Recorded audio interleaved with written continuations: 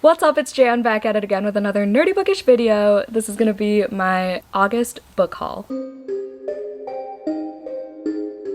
Hello everybody, we are back with another book haul. August started out really well with not buying too many. Well, it started out with a lot and then I was like, I'm gonna go on a book buying ban, and I lasted 10 days and then I went haywire. This is why I don't like to do book buying bans, because it's the same thing, because at the end of it I go crazy. I just black out and buy all the books that I've been like pining for, yearning over for the whole duration of whatever ban. They're kind of pointless for me, but alas, I tried again. We have over 50 books in this haul, so we're just gonna get into it. I'm gonna say my disclaimer that I have been saying for the past few hauls. It's my money, I can do what I want. I don't want to hear it, okay? There are some gifts in this haul, so I'm gonna say those first. But otherwise, yeah, I bought them. They're tax write-offs, and I do read the books on my physical TBR. I just can't keep up with my buying also, but I do read them, I promise. I try to read about like 20 to 30 books a month so I can chip away at them. As usual, I start with the gifts, like I said, because I love expressing gratitude. The first books that I always like to mention to start off my hauls are my Aardvark Book Club books. If you didn't know, I have been working with them pretty much all year. I do have a discount code, which is JAN, J-A-N, to get your first box for $4 and free shipping. I'll have that down below in case you forget. I love Aardvark. I have screamed from the rooftops about how much I love them so many times on this channel, on my Instagram, everywhere. I just genuinely love them. Their book choices every month are just always so diverse. That's like one of the first things I say every time. They have a variety of genres. I'm just obsessed with them. So yeah, use my code if you're interested in any of these books that I'm about to show, or you can always choose add-ons from past months as well. They have something for everybody on there. They have like every genre under the sun. So I'm gonna start with Bury Your Gaze by Chuck Tingle. I've been hearing only good things about this book. I gave Camp Damascus 4 stars. I really enjoyed that one, surprisingly. I don't know why. I think it was because it was set on a camp and the summertime, and I usually don't like books like that, but I was pleasantly surprised by that one. I just love his like humor. Sorry, I have to check his pronouns. I love his humor, and I love his like writing and commentary on stuff within his horror. He has a really good balance between the plot and the horror elements, commentary, character development, and humor, serious topics. He's just all around great. And Bury Your Gaze takes place, I believe, in Hollywood. So our main character gets his like big break in filmmaking, but they were telling him to kill off his gay character. From then on, there's crazy stuff that happens. I heard it gets a little bit sci-fi, so I'm kind of nervous about that. But my friend Erin said that, and she is not a big sci-fi girly either, but she still really enjoyed this and would recommend this, so I'm excited to get to this. Hopefully this month. I did put it on my September hopefuls list. We have Mistress of Lies by K.M. Enright. I'm sorry if you've already seen the vlog where I unbox these, but this is a vampire fantasy story by a Filipino queer author, so I'm so excited for this one. I am also equally as intimidated by it because it's quite a chunky boy. I will be reading that soon. And then this one's also on my September hopefuls because it's a shorty patorti. Catalina by Carla Cornejo Villavicencio. This is like a dark academia, I believe. It takes place at Harvard. Is it dark academia? I think it's just lit fic. Either way, I'm excited because it's short and sweet. I have a feeling the writing's gonna be good. Either way, this cover's stunning. So those are my 3 Aardvark books from August. My September box should be coming soon, actually. Definitely check them out. Again, my code will be down below. The next gift that I want to talk about is from Joey. I feel like I mentioned this in every single video, but if y'all recall, I did a 10K in 10 days challenge at the beginning of July. Joey was like, okay, if you hit at least 7,000, I'll buy you something. And I did. And he bought me this Dracula edition. It's illustrated. Ooh. By this really cool art. Whoa, not rats. The art style is amazing. It's glossy pages. She also has it in hardcover. It's another one to add to my Dracula collection. I believe this is my 13th copy, 14th. Definitely in the double digits though, so there's that. Early August, we went to this horror authors event called Books and Brews. I stopped by Miss Haley Newland's table. I freaking love her. I'll link that vlog down below. But she gifted me this copy of Drencrom. It's written by her friend Hamlin Bird. She compared it to A Clockwork Orange, which I really didn't like, but I was like, I'm intrigued anyway because look at this cover. And of course I will take it and support indie authors. Ooh, I forgot how short the chapters are. The pages, there are some black pages. So it seems cool. Driven from home at 18, Coda has indulged a rambling hippie soul existence. She's now in sunny California. Entangled in the lives of her neighboring tenants, Coda struggles to maintain her sanity while her mind expands into the greater beyond. Thrust into a dread spiral of madness, she plunges into the insatiable grip of Drencrom. Drencrom? I don't even know if I'm saying that right. That is the extent of a synopsis that you're gonna get from me for any of these books, because y'all know I don't read them word for word, because we will be here until tomorrow. The next two are from one of my vampies, my long-term patrons and subscribers, Destiny, and she got me Absorbed by Kylie Whitehead, which is a psychological horror. It's like the vibes of Boy Parts. Oh, it's blurbed by Eliza Clark, author of Boy Parts. I didn't realize it was a horror. I thought it was like a sad girl lit fic type of situation, but I'm excited, and Destiny said she read like the first few pages and thought of me, said that it sounds like something I would like. So love that. Thank you so much, Destiny, for that. As well as Grey Dog. She just read this one and absolutely loved it, and I have no idea what either of these are about. Oh, it takes place in 1901, and there's a bunch of stuff going on with animals. Ooh, there's like delusion, traumatic memory, loosens. I don't know. I kind of want to just go into it blindly. All I need to know is that it's psychological weird horror. So right up my alley, and I'm excited for those. And then the last two gifts are from publishers. So we've got The Graves of Truth by Sharon Vertz. This comes out in October, and this is historical fiction but based on true crime, and it's set in Reconstruction era Baltimore. High society, there's murder, one of Baltimore's most powerful families. Oh, it's The Graves of Truth, not Graves. Why did I say Graves? I thought that was a V. Oops. The story of one woman's quest for answers in her fight for redemption and to save the man she loves. I don't know why I thought it took place in a school, but it doesn't. I love true crime, and I haven't read a solid historical fiction in a while, so I'm hoping this does the trick. And then lastly, we have A Mask of Flies from Tor Nightfire. Thank you so much.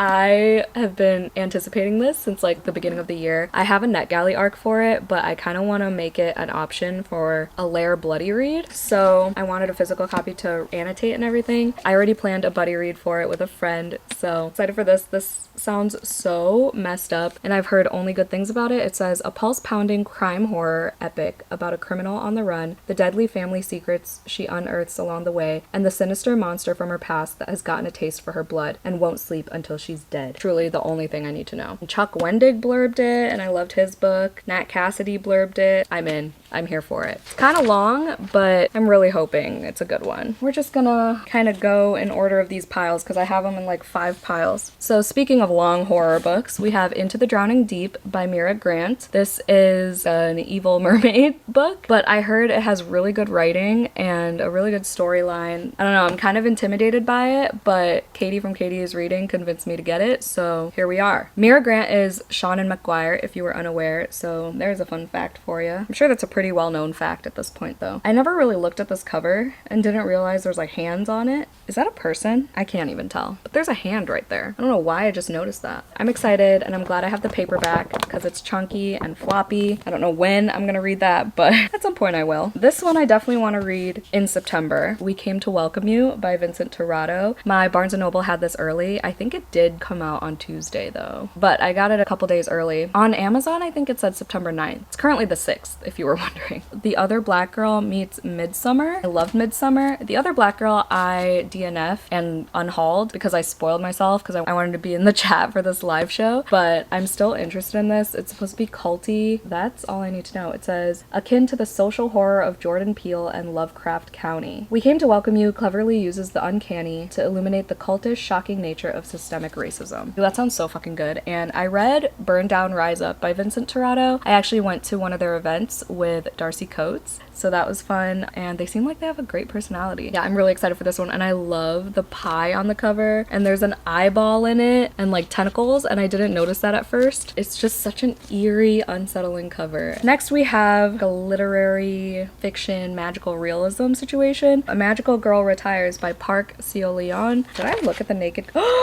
I didn't look at the naked cover of this. That is gorgeous. I'm obsessed. This is about a 29-year-old who's in a lot of debt and just trying to figure it out, and then some like girl in white or something is on a mission to find the greatest magical girl of all time, and our protagonist just may be that special someone. It's an ode to magical girl manga, and I love manga, so I'm hoping. Ooh, wow, the font is huge.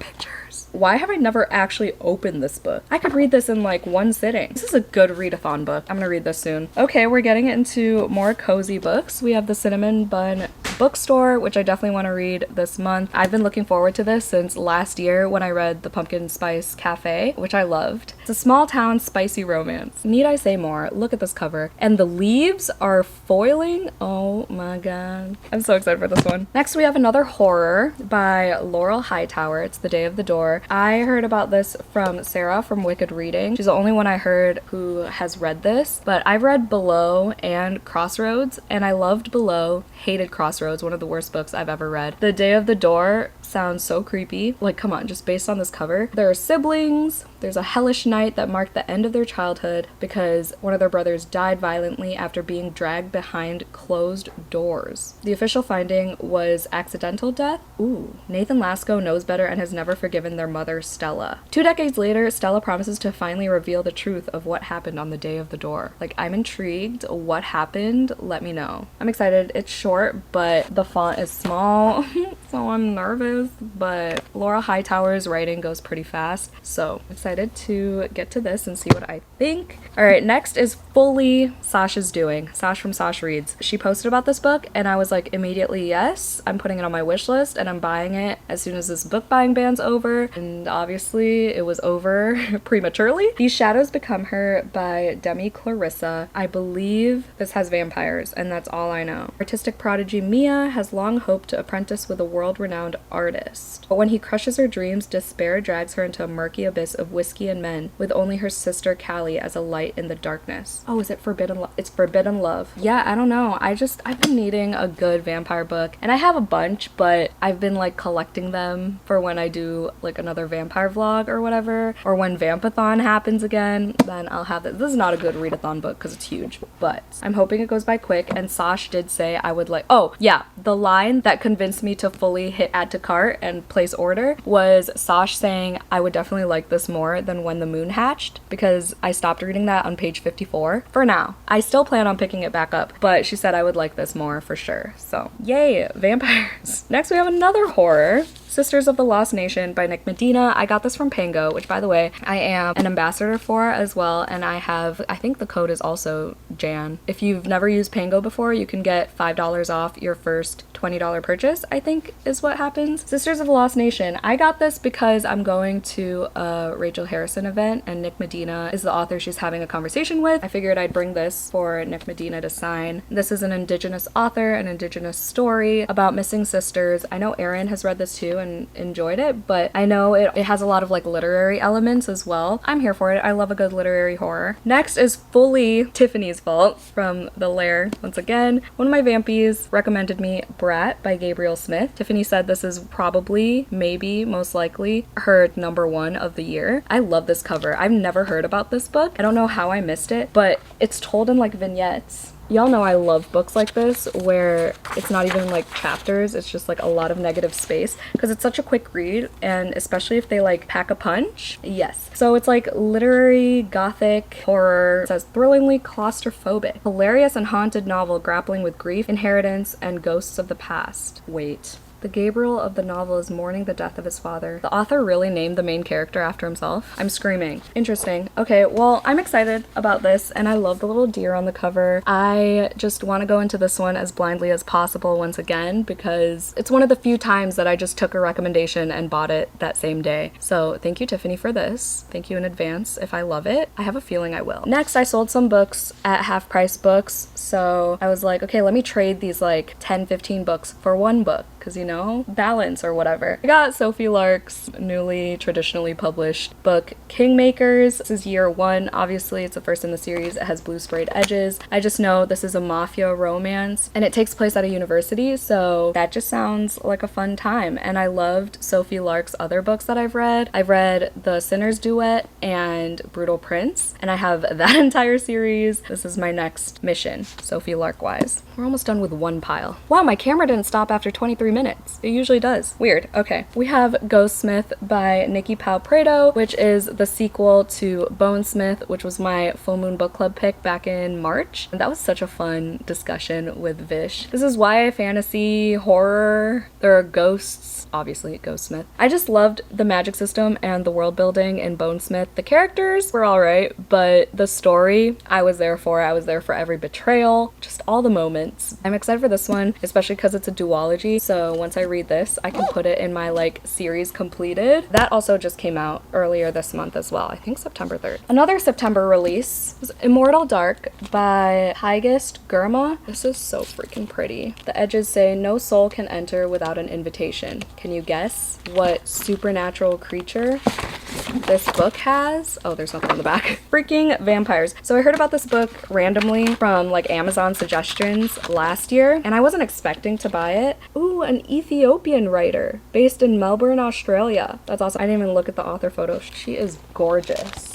Look at her. And these end pages, beautiful. A lost heiress, a soulless vampire, a secret drenched in blood. I'm actually not sure if this is YA. I feel like it is, because the retail price is only $19.99. If it were adult, it'd be like $28.99, right? But yeah, honestly, have no idea other than the fact that it has vampires. Oh, and it takes place at an elite university. Vampires and academia, my two favorite things in books. So honestly, I don't need anything else. Next, we have Black Widows by Kate Quinn. So this disappeared from my wish list around my birthday time and I never received it. I don't know what that's about, so if you sent it to me, I never got it, but I bought it for myself anyway, so I will read it. I loved The Clinic by Kate Quinn, so I got this. This is about a Mormon guy with 2 wives, I think. 2 or 3 wives, and the husband gets murdered. Yeah, 3 sister wives. The Clinic had short chapters. Oh, yep. This one does too. And we have multi-POV from each wife, and it just sounds so good and so unique. And this was only like $4 on Amazon. I needed free shipping, and I think this was like $4.80, and I needed $4.40 to get free shipping. So I was like, oh, perfect. Why not? Because girl math, you know? Next, we have a $2 book that I got from clearance at Half Price Books, The Pallbearers Club by Paul Tremblay. Bree from Bree Sherry Reads was the one who convinced me to get this, because why are you losing focus? Wow. Focus, ma'am. Bree from Bree Sherry Reads vlogged about this, and I was like, yeah, I'm sold. And I was gonna buy it from Amazon or whatever. Then I went to Half Price Books spontaneously, and I found it in the clearance section for $2. I really enjoyed Horror Movie by Paul Tremblay. I'm excited to read more of his backlist. My Patreon and I read Horror Movie in July, I believe. I'm excited to read this. I heard it's the same vibes, mixed media. There are like annotations in red. I feel like this will just be an interesting time, like visually as well. I think some girl thinks she's a vampire or something. I don't know. Y'all know I hear vampire and I'm like, yep, add to cart. I'm doing a really bad job with these synopses. I'm sorry, I'm trying. Next, we have a Twisted Retreat book. I love the Twisted Retreat box. It's probably one of my favorite book subscriptions that I've paid for, because everything in their box is practical. You'd actually use it. It's not just all decor items, you know, and it's all like spooky horror stuff. This is called The Eye of the Ouroboros by Megan Bontrager. Ooh, I forgot about this bookmark.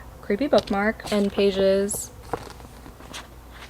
Yep, and there's a reversible dust jacket. I think this has Creepy Woods. Yeah, park ranger Theodora gets too close to the truth of her sister Flora's strange disappearance. The Federal Bureau of Reality intervenes to ensure that the otherworldly answers she finds never see the light of day. Creepy Woods, Missing Sister, Hidden Truths, lovely cover, short horror. Short horror has been doing the damn thing for me this year. I swear, 9 times out of 10, I've given a short horror book 5 stars. Okay, next was a recommendation from Stephanie Bookish, The Helm of Midnight by Marina Lostetter. I was live with her a few months ago now, and she was like, this is a good fantasy for basically BB brain people like me. When it comes to fantasy worlds, like she said, it's pretty straightforward. It's not complex. It's not hard to follow, hard to understand. Oh, it says Hannibal meets Mistborn. Combines the intricate world building and rigorous magic system with the best of epic fantasy with a dark and chilling thriller. Oh, okay, that makes sense now why she recommended it to me. There's a heist, there's a monster, killing from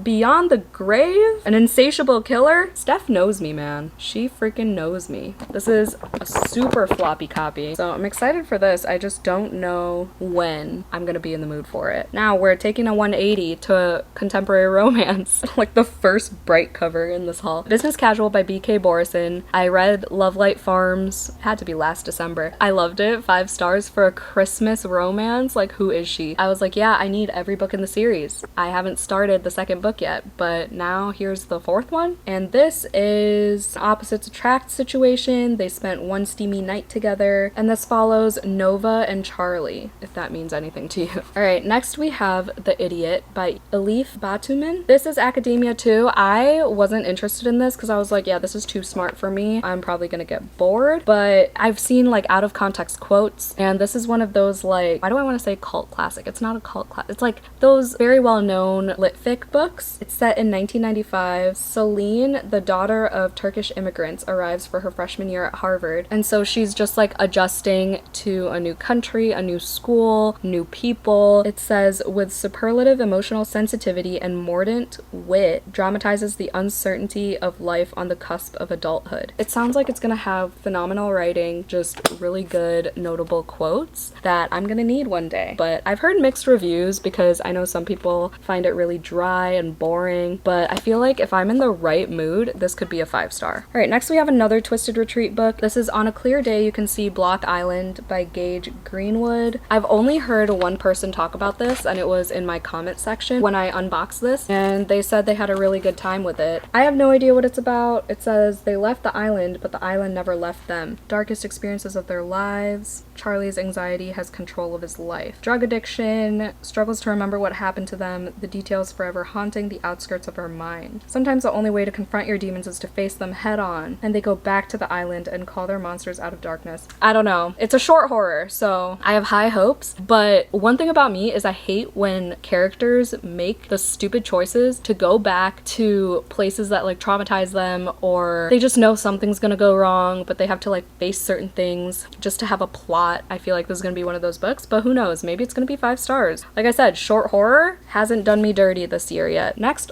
horror book I have is Aaron Beauregard's Nightmare Nirvana. I bought this right after the Books and Brews event that I talked about earlier because he sold out at his table, and I kept staring at this while we were at the table while Joey was like meeting him and stuff, and he was like signing Joey's books, and I was like, I think this has to be my first Aaron Beauregard because hello, this cover, it's like a little storybook with very graphic, I don't even know what I just showed y'all. Oh, a person's decapitated. Seems like a fun, disturbing time, and I think it's different stories. I don't want to spoil myself for all these illustrations. Oh, it's signed. May your nightmares come true. Cute. And we have a matching bookmark. I already bent it though. I don't know how that happened. Oh, I have a lot of horror in this haul. Look at me. A spoopy girly. I have In the Dark by Brandon Massey. I got this from our favorite horror bookstore around here. This is just like a haunted house situation, and this is the author of Nana, which I loved, gave 5 stars to. I loved Brandon Massey's writing in that, and this was the only other book by him that was available at the time, so I just grabbed it. I didn't even look at Goodreads reviews or anything. Did I just see con artist? Oh, he claims that a con artist deceived him in a mortgage deal, leading to the foreclosure of the house into which they've moved. A gripping thriller that deftly explores the supernatural invading the lives of an ordinary family. Just seems like your classic haunted house story, but I'm sure there's some sort of messed up twist that Brandon Massey's brain has come up with. I will check this out soon. The chapters are really short. That makes me so excited. Next, we have a book that I already have a NetGalley arc for, but I've been eyeing it since way before that. Plus, this is Haley Newland's one of her favorite books. So I was like, yeah, I'm convinced. Let me just grab it. My Darling Dreadful Thing by Joanna Van Veen. This is a sapphic gothic horror. I think there's like a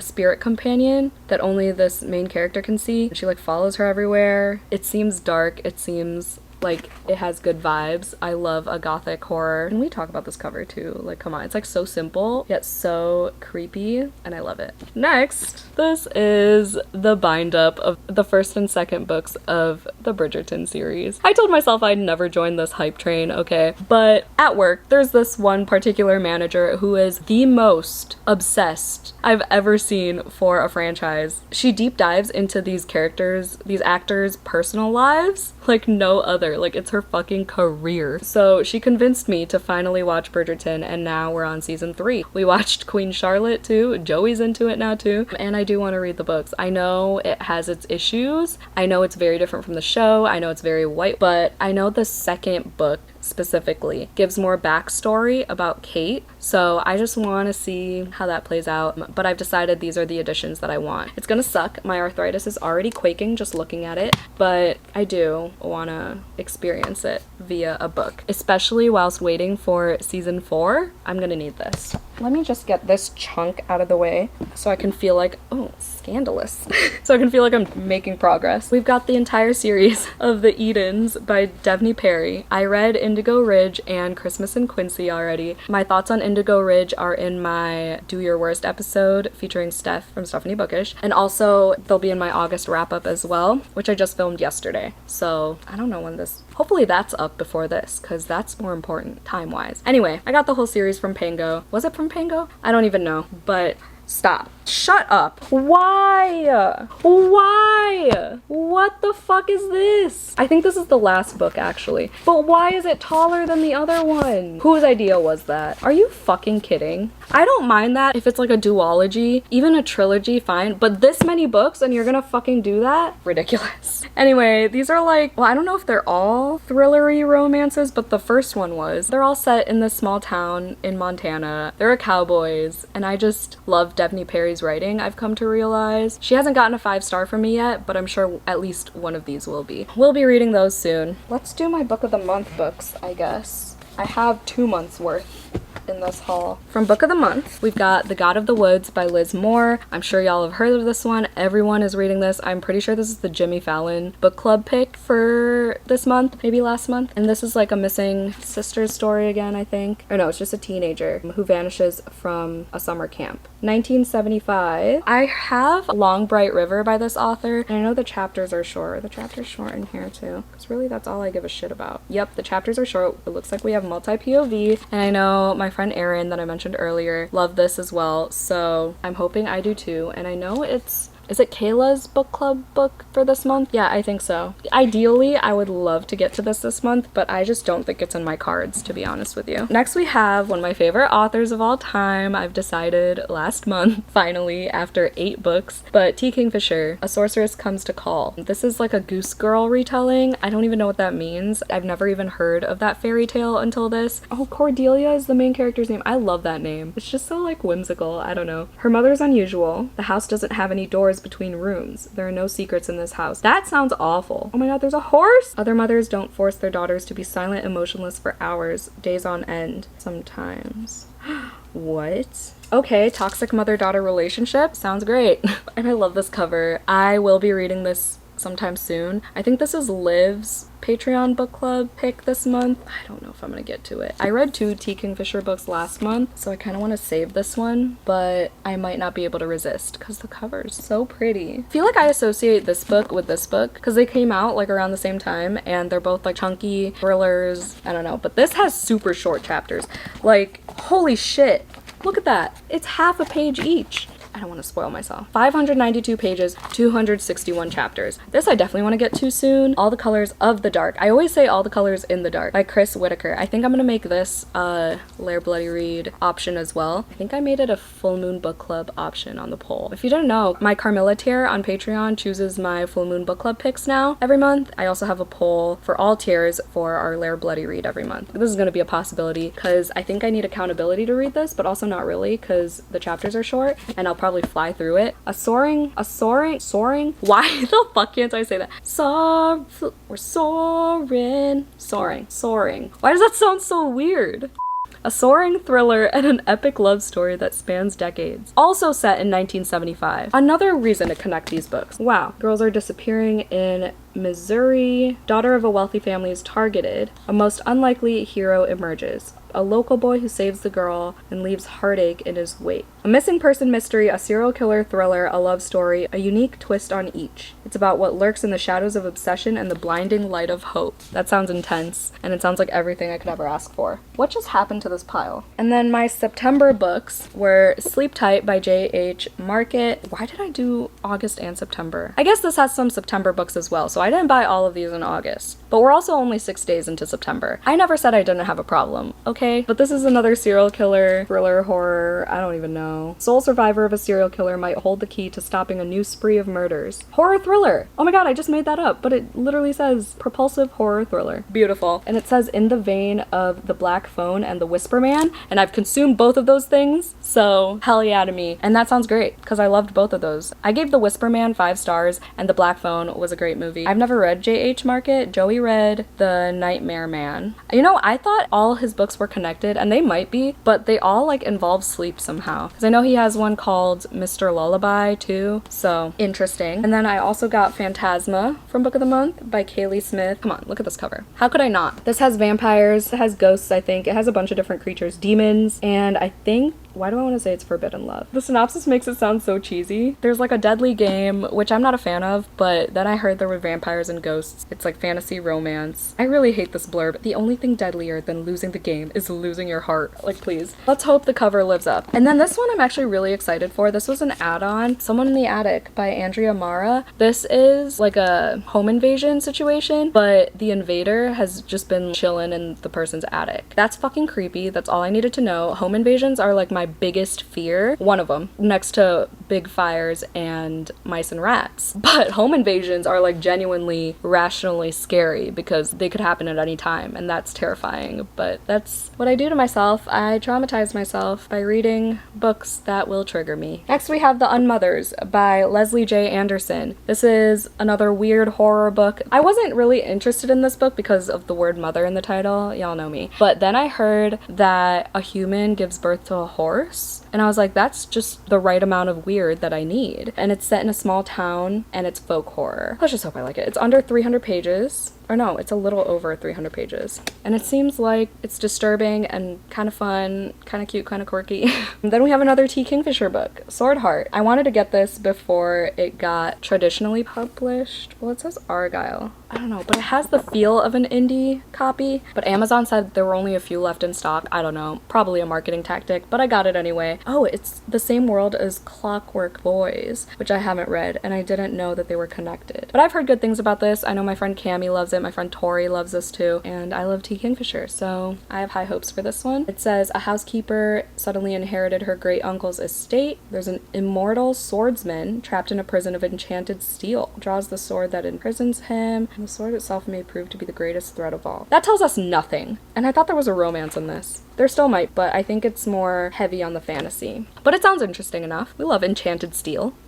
I'm just gonna group these together because I got them on Pango at the same time. We have two classics. We have The Bell Jar by Sylvia Plath and The Joy Luck Club by Amy Tan. I know my friend Alexis from Alexis Fully Booked really loved this. Can't remember if she read The Bell Jar or not, but I read some out of context quotes from The Bell Jar, and both of these are on my little scratch off poster, so I definitely want to give these a try. I've read short stories by Sylvia Plath and like excerpts from her books in college. I know she's known for like her unlikable female characters. Next we have another $2 book. I bought these next two with the Pallbearers Club. For $2, I got Trespasses by Louise Kennedy, and I think this is an Irish, yeah. In Northern Ireland during the Troubles, a young woman is caught between allegiance to community and a dangerous passion. It's just a lit fic. It says it's beautiful and devastating, thrilling, wise, and moving. It just has that cover that's like books that I usually gravitate towards, and it's a shorty patorty. I have heard mixed things. I know some people have gotten bored, so I'm kind of nervous. I'm gonna wait until I'm in like a heavy lit fic mood to read this one. And then we have Matrix by Lauren Groff. Also got it for $2. I think a coworker recommended this to me. I know this was also a book of the month pick at some point. She rides out of the forest alone, 17 years old, in the cold March drizzle. Marie, who comes from France, tells me nothing. The power of female creativity in a corrupted world. I just know this has really good writing. Matrix gathers currents of violence, sensuality, and religious ecstasy in a mesmerizing portrait of consuming passion, faith, and a woman whom history moves both through and around. I don't know what any of that means, but I got it for $2 and I'm gonna read it at some point. This book is one of those that I really loved, so I bought a copy even though I got it from the library originally. Women Don't Owe You Pretty by Florence Given. Can we talk about these illustrations? This is one of the best nonfiction books I've ever read. It talks about everything I needed to hear, like boundaries and the internet, toxic relationships, loving yourself. It's great. I highly recommend to any woman, to be honest. We have a few books books left, I promise. Oh, we have another book of the month book I forgot about. 5-Star Stranger by Kat Tang. Another shorty patorty. And this is, I think it's like a Black Mirror situation. Would you hire someone to be the best man at your wedding, your stand-in brother, the father to your child? A rental stranger app. It is a story of a man who finds out who he is by being anyone but himself. It just sounded interesting. It sounded like someone rents someone and then he like finds like a, I don't know if it's gonna be like found family or just finding yourself. It feels like a Frederick Bachman book, but it's a debut. Oh yeah, it does seem like a found family situation. Stranger begins to reckon with his attachment to his pretend daughter, her mother, and his own fraught past. He must confront the boundaries he has drawn and explore the legacy of loss that has shaped his life. I feel like I'm gonna get emotional reading this book. That's why I chose it. Next we have Take Your Turn Teddy by Haley Newland. I got this from Haley herself at the Books and Brews event, and she signed it. She said the baddest bitch around.